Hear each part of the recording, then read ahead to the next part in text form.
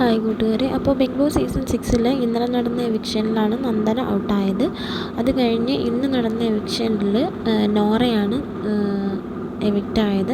പക്ഷേ നോറ പുറത്തേക്ക് വന്നിട്ടില്ല. നോറ സീക്രട്ട് റൂം എന്ന് പറയപ്പെടുന്ന ഒരു റൂമിലാണ്.